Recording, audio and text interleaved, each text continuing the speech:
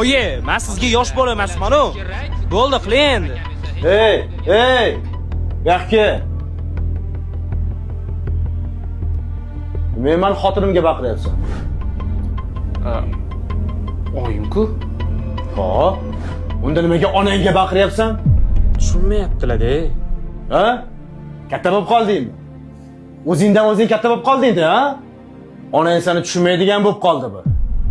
Ey, onang seni qonida homila ekanligingdan boshlab tushunadi. Menga qara bolam.